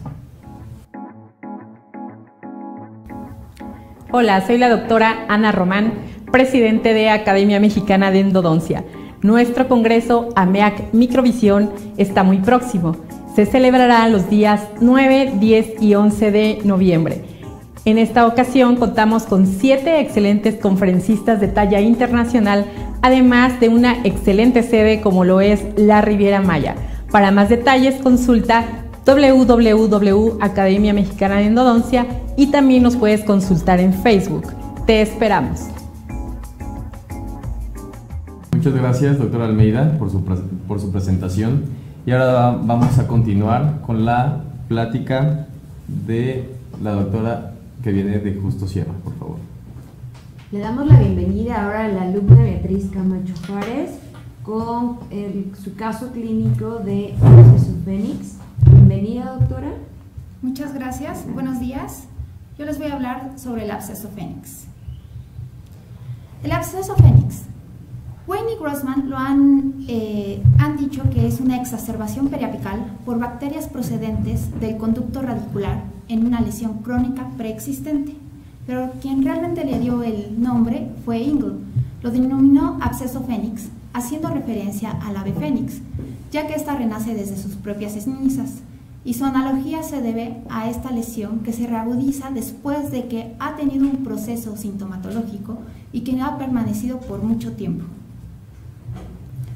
Tenemos algunos sinónimos, que es el absceso apical crónico agudizado, absceso recrudescente, y absceso alveolar agudo secundario. En la clasificación de la Asociación Americana de Endodoncia del 2009 lo tenemos como absceso apical agudo. La etiología de esta patología, bueno, realmente es la necrosis pulpar, la infección de los conductos radiculares que salen por el ápice. Van a salir productos metabólicos terminales, las bacterias, las toxinas hacia el ápice, va a causar una inflamación y que va a dar origen al absceso. Hay 3 factores importantes para que se desarrolle el absceso, que es la cantidad de bacterias, la respuesta del huésped y la virulencia bacteriana. La microbiología del absceso fénix, bueno, sabemos que en el entorno endodóntico proporciona un hábitat selectivo para que se establezca una microbiota predominante, como vamos a encontrar porfiromonas, Prevotella, Pepterostreptococcus, Fusobacterium y algún otro grupo de Streptococcus viridans. Microscópicamente vamos a encontrar necrosis tisular, neutrófilos muertos y activos que se van a encontrar en el centro de la lesión y en la periferia haces de colágeno. Conforme la resorción continúa, el exudado se acumula en el área periapical, puede penetrar el hueso buscando un camino de salida por los espacios anatómicos a nivel de las zonas de menor resistencia que normalmente son la tabla vestibular, dando como resultado un absceso en el tejido blando. Las manifestaciones clínicas podemos encontrar que es la inflamación, puede haber vómito, aumento de temperatura, linfoadenopatías. Las características del absceso, bueno, sabemos que tiene un compromiso sistémico, ya que hay linfoadenopatías, hay aumento de temperatura, más de 39 grados, dolor agudo e intolerable al contacto, inflamación, respuesta al frío y al calor como negativos, respuesta a la percusión vertical y horizontal intensa, sondeo periodontal normal, movilidad dental. Radiográficamente se observa la lesión periapical. Se debe de distinguir de otras patologías como el quiste radicular, el absceso periodontal y el absceso crónico. El reporte del caso clínico es un paciente masculino de 15 años de edad que se presenta a la clínica de la Universidad Justo Sierra el día 11 de mayo del 2017. Al momento de realizar la historia clínica no reporta datos patológicos heredofamiliares ni personales. El motivo de la consulta es: me duele mi diente y me punza desde hace 2 días. Antecedentes ya tratar: es un órgano dental número 22 que hace un año fue referido de tener mucho dolor, por lo cual acudió a la clínica de diagnóstico de la universidad y se realizó un desgaste incisal para sacarlo de oclusión, por lo cual no hubo otra molestia y ya no regresó. Este es el paciente.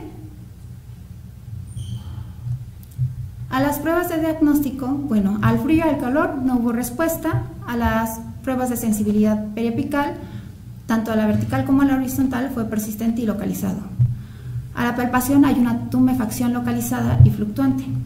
Hay una movilidad grado 1 y en el sondeo, tanto en vestibular y en palatino, es de 3. Esta es la radiografía inicial y se observa el área de la lesión. El diagnóstico pulpar es una necrosis pulpar, el periapical, absceso fénix. El plan de tratamiento es el tratamiento de conductos radiculares y el pronóstico es reservado, ya que no sabemos si realmente esta lesión se puede volver a reactivar en algunos años. En la primera cita lo anestesiamos con lidocaína y epinefrina en puntos aledaños. Colocamos el dique de hule y hacemos el acceso hacia cámara pulpar y empieza a fluctuar el pus. Tomamos la radiografía de longitud de trabajo, se instrumentó con una técnica coronoapical manual Nuestra lima es una 35 y esta 22 milímetros. Nuestra irrigación fue con hipoclorito de sodio al 5.25%, EDTA y suero entre estas. Esta es la radiografía del último instrumento, que fue una lima número 70. Y la terapia farmacológica. Hicimos una medicación intraconducto con hidróxido de calcio, que se introdujo en el conducto radicular, se cubrió con algodón y Cavit y posteriormente se mandó ibuprofeno de 600 miligramos, una toma cada 6 horas por 3 días. En la segunda cita removimos ese hidróxido de calcio, hicimos otra vez nuestra irrigación con lo que es hipoclorito, EDTA y suero entre estas, se volvió a colocar la medicación intraconducto y se cubrió con Cavit. En una tercera cita retiramos los excedentes también de hidróxido de calcio y como ya estaba sintomático, pues procedimos a obturar con una técnica lateral. Y nuestro último instrumento fue el 70, que coincide con el cono número 70. Esta es la radiografía final. Se cubrió con hidróxido de calcio, perdón, se cubrió con IRM. A los 2 meses observamos, yo no observé porque esta es una radiografía convencional y la otra es digital, pues realmente yo lo vi normal, igual no vi cambios significativos. A los 6 meses, ahora sí se ve un poquito ya de reparación y se ve el trabeculado óseo. Como discusión tenemos que Neer y colaboradores en el 2005 nos dice que la microbiota localizada en áreas inaccesibles del sistema de conductos radiculares no puede ser removida eficazmente mediante los sistemas de instrumentación e irrigaciones actuales, lo que demuestra la importancia de la medicación intraconducto con la finalidad de reducir la microbiota bacteriana. Cohen en el 2008 nos dice que si se consigue el drenaje, el tratamiento antibiótico suele ser innecesario en pacientes con una tumefacción localizada. Los antibióticos solo están indicados para tumefacciones difusas y con drenaje insuficiente.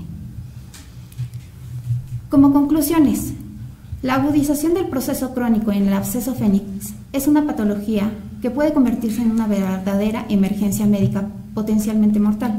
Los factores determinantes en la agudización del proceso crónico son la cantidad y virulencia de microorganismos en el sistema inmune del individuo.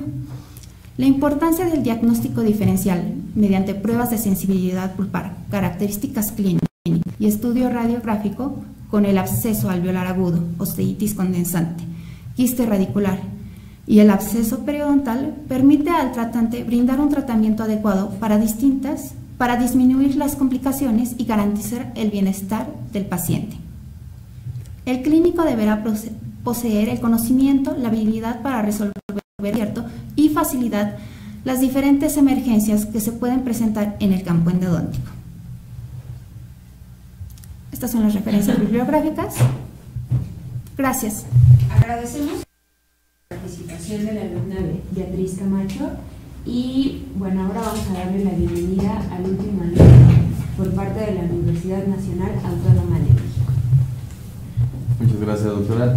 La siguiente plática será impartida por el doctor Giovanni Pérez Pérez con el tema remoción ultrasónica de instrumentos separados. En México, del posgrado de investigación en la especialidad en endodoncia, y mi tema es la remoción ultrasónica de instrumento fracturado. Como introducción tenemos que se empezaron a desarrollar técnicas para la extracción de estos instrumentos porque se creía que estos experimentaban cierta corrosión dentro del conducto radicular. En estudios posteriores se ha descubierto que no existe la corrosión tanto de objetos de níquel titanio así como de acero inoxidable. Cuando se presenta una fractura de estos instrumentos con una lesión periapical, tenemos un éxito de tratamiento del 47%, mientras que sin lesión periapical tenemos un éxito del 89%. En todos estos casos es recomendable llevar un tratamiento conservador en cuanto a la dentina y la estructura remanente, y en caso de que esto no se pueda realizar, se realizará un tratamiento quirúrgico para la extracción de este, siempre y cuando la sintomatología del paciente esté presente. En cuanto a las opciones de tratamiento, nuestra primera opción siempre va a ser pasar el fragmento. Posteriormente será la limpieza y obturación del conducto hasta el nivel cervical del fragmento, la remoción ortógrada y en su caso la remoción quirúrgica. Dentro de los factores que influyen en la remoción del instrumento fracturado, tenemos los factores que atañen al diente. Entre ellos podemos mencionar que los libros nos dicen que si podemos ver 1/3 de la longitud del fragmento separado es de fácil remoción. Debemos de tomar en cuenta las constricciones del conducto, ya que será más fácil extraer el fragmento separado si contamos con un istmo o un conducto oval, a que si contamos con un conducto que se encuentre muy estrecho. Debemos tener en cuenta que mientras tengamos un espacio intermedio entre el instrumento separado y el conducto, va a ser más fácil la instrumento. En cuanto a los factores del instrumento, podemos mencionar el tipo, diseño y longitud de este. En cuanto a las limas tipo K, podemos mencionar que el ángulo helicoidal con el que cuentan es de menor tamaño, lo cual va a ser más fácil que nosotros podamos sobrepasarlo. En cuanto a los instrumentos de NITI, se dice que son más difícil de extraerlos, ya que puedes contar estos con un ángulo helicoidal más reducido o con superficies radiales, lo cual va a hacer que el intento de sobrepasarlos sea más riesgoso. Estos van a tener una tendencia en o después de la curvatura, lo cual va a hacer que nosotros al desarrollar la plataforma tengamos que hacer un desgaste mayor de dentina, lo cual nos va a dejar con un tejido de menor capacidad y gracias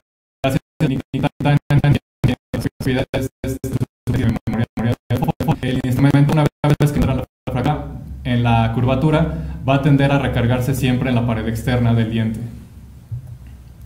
En cuanto a las técnicas de remoción de instrumentos separados, podemos mencionar los solventes químicos, los cuales consisten en dejar caer ácidos el instrumento para que se vaya deshaciendo, pero se ha encontrado que estos pueden tener cierta injerencia en el desarrollo de lesiones periapicales. El desarrollo de mini forceps son limas de pequeño tamaño, las cuales se pueden introducir dentro del conducto para extraerlos de manera fácil. También se han desarrollado dispositivos con alambre, los cuales pasan a través de una aguja hipodérmica o de mayor calibre para poder trenzar el instrumento separado.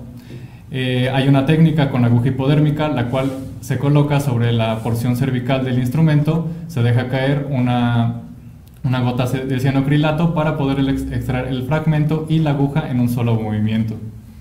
También tenemos el trenzado con lima, el cual se va a realizar con una lima de muy bajo calibre, ya sea de 6, 8 o 10, la cual va igual a abrazar el instrumento en su parte cervical para poder ser traccionado. Tenemos también el sistema Terauchi, el cual básicamente es una compilación de todos los métodos los cuales les estoy nombrando, ya que consiste en presas Gates modificadas, trépanos de dentina, los cuales nos van a ayudar a realizar la plataforma que vamos a revisar en unos momentos, puntas de ultrasonido, las cuales van a transmitir la energía para ayudarnos a desalojar el instrumento. En cuanto al sistema IRS, va a consistir en un vástago, el cual se encuentra vacío, y dentro de él va a ir un tornillo, el cual gira en contra de las manecillas del reloj para poder extraer el fragmento separado. También la irradiación láser es la investigación que se está realizando en estos años, en los cuales se pretende deshacer el instrumento dentro del conducto, y el sistema de ultrasonido es el que vamos a tomar en esta presentación.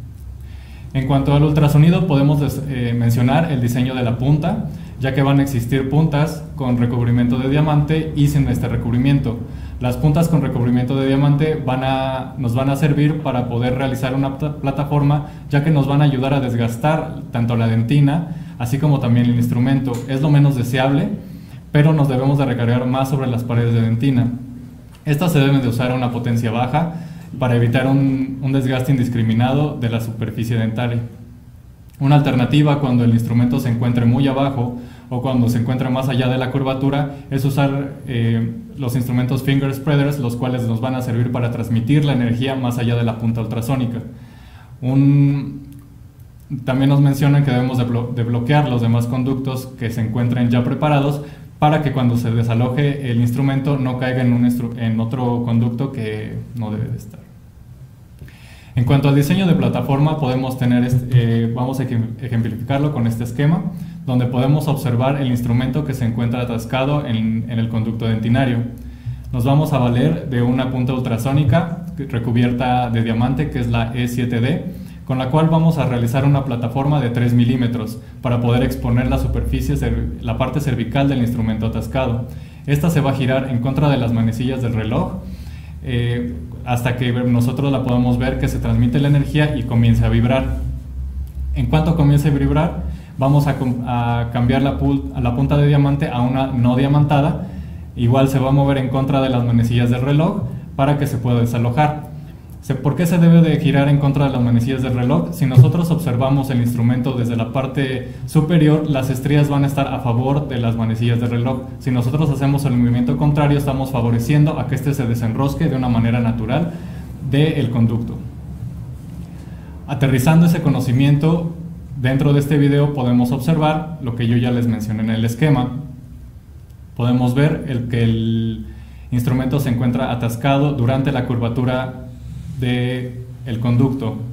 Vamos a usar una punta ultrasónica recargándonos en las paredes dentinarias más que en el instrumento, como podemos observar, en contra de las manecillas del reloj. Esto nos va a ayudar también a transmitir un poco de energía al instrumento, lo cual va a hacer que comience a desalojarse de donde se encontraba atorado. Ya que hayamos realizado nuestra plataforma de 3 milímetros, vamos a cambiar a una punta ultrasónica no diamantada, la cual nos va a ayudar solamente a transmitir la energía para que ésta se desaloje igual en contra de las manecillas del reloj. En cuanto al caso clínico, tenemos a mi paciente de sexo femenino con una edad de 52 años, la cual presenta en el órgano dentario 14 un instrumento fracturado. No presenta antecedentes patológicos. Se le realizan pruebas de sensibilidad pulpar, las cuales tanto al frío como al calor resultan negativas. En cuanto a las pruebas periodontales, reportamos repercusión tanto la vertical como la horizontal de manera positiva. Radiográficamente se observa el espacio del ligamento periodontal normal y no se observa una presencia de lesión periapical, por lo que llegamos al diagnóstico pulpar de despulpado y diagnóstico periapical de periodontitis apical aguda. Esta es nuestra radiografía inicial, donde podemos observar el instrumento fracturado en tercio medio. Primero corregimos el acceso, lo que se corrige con una fresa en la cual tiene una punta inactiva, la cual no nos va a permitir cortar el piso del acceso. Llegamos hasta la parte cervical del instrumento fracturado con una fresa Gates número 1 modificada para poder nosotros entonces valernos de la punta ultrasónica diamantada. En esta vista que obtenemos del microscopio, donde podemos observar de mejor manera la parte superior del instrumento fracturado. Realizamos la plataforma con la punta ultrasónica diamantada para después usar la punta ultrasónica sin diamante solamente como método de transmisión de energía en contra de las manecillas del reloj. En esta radiografía podemos observar cómo ya el instrumento no se encuentra en el conducto y el libre paso de nuestra lima. Se deja una medicación intraconducto con hidróxido de calcio para posteriormente en la segunda cita realizar una instrumentación con sistema ProTaper Next AX3, que es una punta 3007.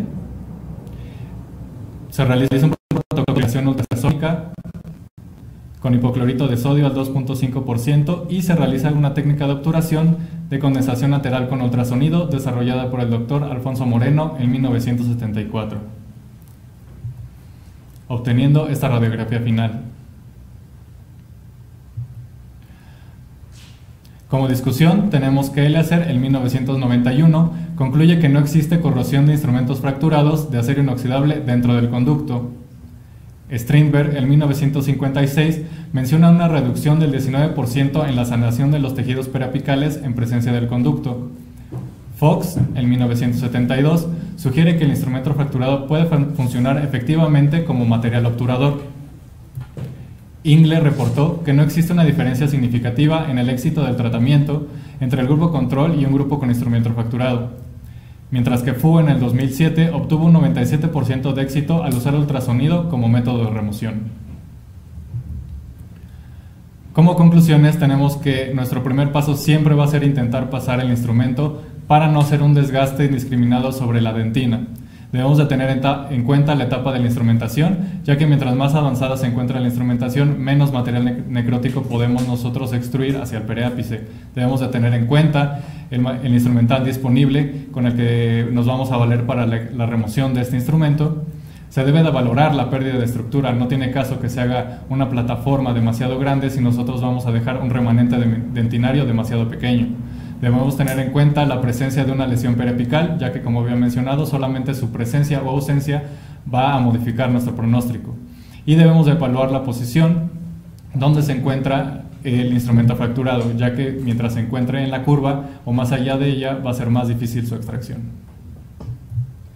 Por mi parte sería todo. Orgullosamente UNAM. Muchas gracias.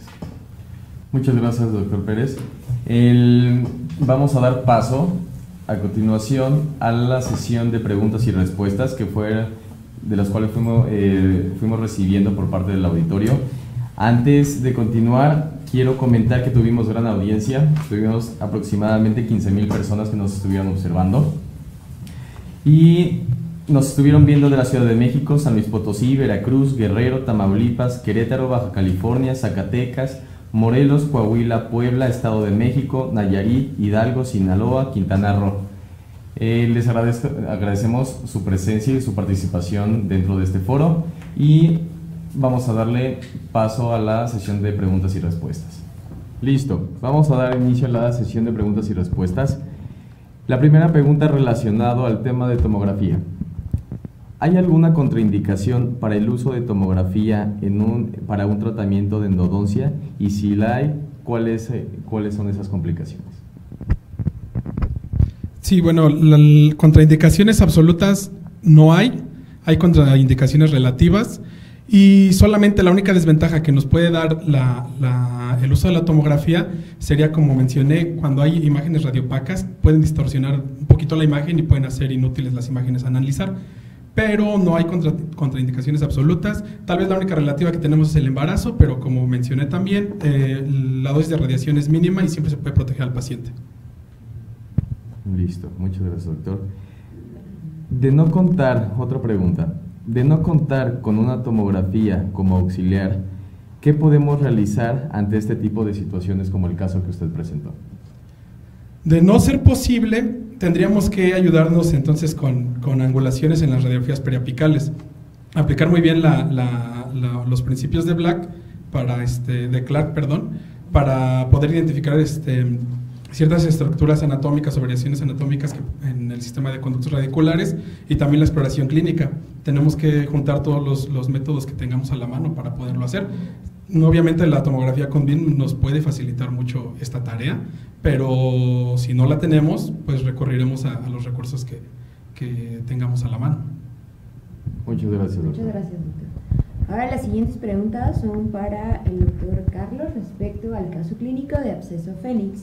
La primera, ¿cómo vamos nosotros a diferenciar clínica y radiográficamente de un absceso Fénix a un absceso agudo? Bueno, clínicamente la sintomatología puede ser la misma. Lo único que nos puede diferenciar el hecho de en la terminología es que en un absceso Fénix, si uno lo quiere clasificar como un absceso Fénix, tendría que haber una lesión radiográfica que nos indique cronicidad de la lesión. Al final, decir absceso Fénix o absceso apical agudo simplemente es catalogarlo en una clasificación. Y la siguiente es el manejo del drenaje quirúrgico. En este caso lo hizo el departamento de cirugía ¿cierto? Sí. Nosotros, o en tu caso, tú como endodoncista, ¿lo hubieses podido realizar o se tiene que remitir forzosamente a esa área? No, es una realidad. Los endodoncistas tenemos acceso a actos quirúrgicos, pero limitados. Como mencioné, una de las limitaciones sobre todo son drenajes extraorales. Se marca en la literatura que los drenajes que el endodoncista puede realizar son drenajes intraorales y que no comprometan como tal alguna situación como la vida del paciente o algo así. Los drenajes extraorales son completamente del manejo de los cirujanos maxilofaciales. Okay. Gracias, doctor. Muchas gracias, doctor. Vamos a pasar a las preguntas relacionadas al caso clínico de resorción externa. ¿Por qué utilizaste hipoclorito si hay presencia de resorción externa? Precisamente porque hay artículos que nos mencionan que la clorhexidina no es eficaz contra el biofilm en un conducto radicular y mucho menos cuando tenemos una lesión crónica. Entonces, el hipoclorito es lo único que está demostrado que puede barrer con biofilm en estos casos. Entonces, a pesar de que el foramen estaba abierto, lo hice con aspiración simultánea y siempre teniendo cuidado de poner en la aguja un tope para quedar corta unos 3 o 4 milímetros para que el hipoclorito no se proyectara por el foramen. Perfecto, muchas gracias. ¿Y me puedes decir si utilizaste alguna técnica en especial para colocar el MTA?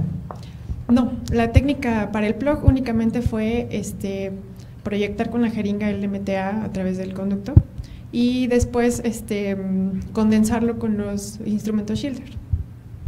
Ok, listo, doctora, le agradezco mucho. Las siguientes preguntas van relacionadas al caso clínico de lesión endoperiodontal primaria. La primera pregunta es, ¿por qué utilizar instrumentos diferentes en los conductos? Ok, parte de esto consiste en que son diagnósticos diferentes en cada conducto. En el conducto distal, como en mi caso, me presentaba necrosis y en los conductos mesiales era pulpitis irreversible. Si yo utilizaba las mismas limas en el diente, puede hacer una contaminación cruzada del conducto distal hacia el conducto mesial. Por eso decidí utilizar diferentes tipos de limas. Okay. La siguiente, ¿se puede realizar un tratamiento periodontal simultáneamente con el tratamiento endodóntico? En este caso en particular, optamos primero a hacer el tratamiento endodóntico para determinar con el tiempo si es que, como el diente tenía un pronóstico bastante reservado, determinar si es que el tratamiento endodóntico podía favorecer que por sí solo o con ayuda del cuerpo, quitar el factor causal, tuviera una mejor evolución. Aunque en este caso, como la planeación quirúrgica se valoró desde antes, optamos por hacer tratamiento de endodoncia y después, eventualmente, creo que fue a la semana, hacer el tratamiento de la cirugía periodontal. Okay. Y por último, ¿qué consideraciones de cuidado se debe tener para que ¿qué consideraciones de cuidado el paciente debe de tener una vez que se realizó el tratamiento? ¿El tratamiento de conductos? Y todo okay. Tanto lo para empezar, es parte de fase 1 del departamento de perio, que sobre todo es mucha higiene del paciente, enjuagues con clorhexidina. Se dejó de alguna manera al momento de la cirugía un punto suspensorio, que el paciente tuviera mucho cuidado de evitar de alguna manera romper ese punto, pero sobre todo la clave era la higiene que tenía que tener el paciente, ya que en la parte distal tenía una gran bolsa y evitar que se acumulara ahí los restos de comida. Okay. Muchas gracias. Muchas gracias, doctor. Seguimos a las preguntas relacionadas al tema de absceso fénix. Sí. ¿Por qué no instrumentar más los conductos si los dientes anteriores son más amplios? Mira, es algo muy importante, pero lo que pasa es que en ese órgano dental fue un diente que me llegó recientemente, que yo había entrado a la especialidad. Realmente no tenía el conocimiento más allá de cuánto se tenía que instrumentar cada conducto. Entonces, por hacerlo de una forma, incluso fue una forma manual, yo lo quise realizar así. Hasta ahorita me dijeron que estaba bien, entonces por eso no lo quise instrumentar un poquito más. Muchas gracias, doctora. Otra pregunta, ¿se puede utilizar antibiótico-terapia? No, realmente en el absceso fénix, que es fluctuante, el que sí es fluctuante, no es necesario utilizar antibioterapia. Perfecto, muchas gracias, doctora. Y por último, en el caso clínico que estaba enfocado al instrumento fracturado, ¿se puede hacer la plataforma con algún otro tipo de instrumento? La plataforma principalmente, en cuanto al caso que yo hice, lo hice con ultrasonido, pero te puedes ayudar también de fresas Gates Glidden modificadas. Con la punta, se le quita la punta, solamente se queda activo el ecuador, que es lo que nos va a ayudar a hacer el acceso hasta la parte cervical. También hay artículos que mencionan que podemos usar puntas de, ya sea la F4, F5 de ProTaper, solamente para llegar hasta la parte cervical. Pero ya para realizar la plataforma, lo más indicado son puntas de ultrasonido diamantadas. ¿Hasta qué momento se decide decir ya no continúo haciendo plataforma? Uno siempre tiene que estarse de recargar sobre las paredes de dentina para estar seguro de que uno está haciendo la plataforma y tratar de no pasar toda esa energía para que el instrumento se vaya proyectando cada vez más hacia apical. Ya para uno, cuando debe de decir, se debe detener, es cuando está uno muy cerca ya de perforar hacia alguna de las paredes, ya sea mesial o distales, teniendo en cuenta las zonas de riesgo que tienen las curvaturas de los dientes. Okay. ¿Y qué punta ultrasónica es la ideal para realizar la técnica de plataforma? La E7D en cuanto a la diamantada y la E7 sin recubrimiento de diamante. Son las que tienen la longitud y el diámetro más cercano a lo que nosotros podemos usar dentro del conducto radicular. Okay. Muchas gracias, doctores. Y pues de antemano una felicitación por parte del doctor René y de mi parte por haber hecho este tercer encuentro estudiantil de posgrado en endodoncia. Felicitaciones también para todos sus asesores, sus coordinadores, y espero que no solamente sea el primer encuentro y que tengan muchos más, y de nueva cuenta felicidades. Gracias. Muchas gracias a todos ustedes, muchas gracias al Colegio Nacional de Cirujanos Dentistas, muchas gracias a la Academia Mexicana de Endodoncia y a las instituciones que nos pudieron permitir que pudieran ustedes asistir a este foro. Gracias a ustedes porque pudieron desarrollar casos clínicos que no solamente al área de endodoncia les puede favorecer, sino es un conocimiento para todas las personas que nos están viendo, para todo el foro, que ya vieron que es bastante. Muchas gracias. Vamos a continuar con la entrega de reconocimientos hacia todos ustedes. Gracias. Gracias.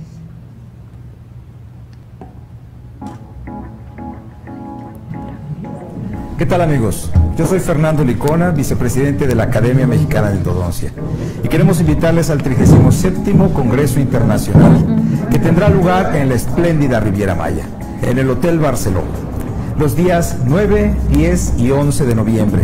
Tendremos la participación de 7 estupendos conferencistas de valía internacional. Puedes consultar todos los detalles en la página www.academiamexicanadendodoncia.com o bien en el portal de Más por Evento. Y también consúltanos en Facebook. Los esperamos.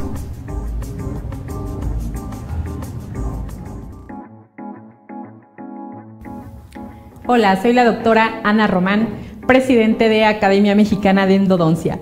Nuestro congreso AMEAC Microvisión está muy próximo. Se celebrará los días 9, 10 y 11 de noviembre. En esta ocasión contamos con 7 excelentes conferencistas de talla internacional, además de una excelente sede como lo es la Riviera Maya. Para más detalles consulta www.academia mexicana de endodoncia y también nos puedes consultar en Facebook. Te esperamos.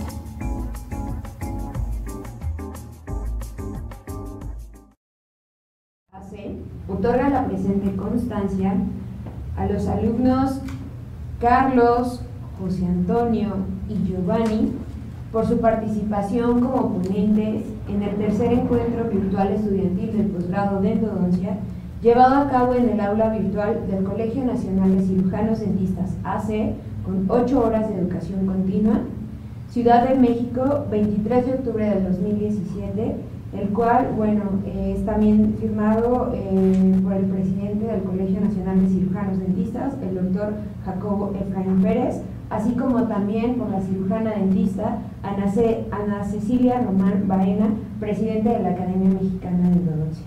Doctor, muchas felicidades. Doctor. Muchas gracias, doctor.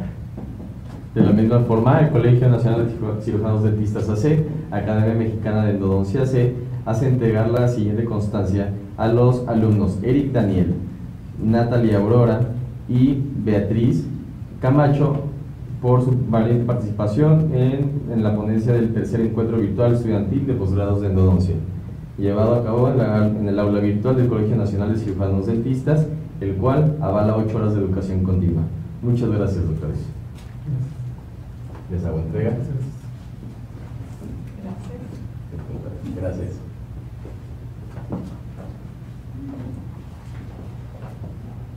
Bueno, pues muchísimas gracias a todos por haber presenciado este tercer encuentro estudiantil. Espero que haya sido mucho de su agrado. De nueva cuenta agradecemos al Colegio Nacional de Cirujanos Dentistas por haber permitido realizar este encuentro. De nueva cuenta les agradecemos a todos ustedes, al igual a sus instituciones, por haberles permitido estar en esta aula virtual. Muchas gracias a todos, muchas gracias por estar con nosotros, muchas gracias, doctora Carla, y los esperamos en el Congreso Internacional de la Academia Mexicana de Endodoncia, que se va a realizar los días 9, 10 y 11 de noviembre en el Hotel Barceló, en la Riviera Maya, con presencia de ponentes de talla internacional. Prácticamente está todo listo para que sean recibidos en el Congreso. Muchas gracias a todos, hasta luego. Hasta luego.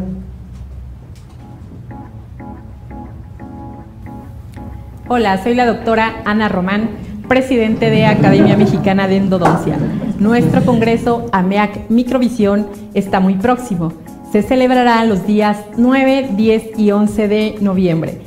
En esta ocasión contamos con 7 excelentes conferencistas de talla internacional, además de una excelente sede como lo es la Riviera Maya. Para más detalles consulta www.academia mexicana de endodoncia y también nos puedes consultar en Facebook. Te esperamos.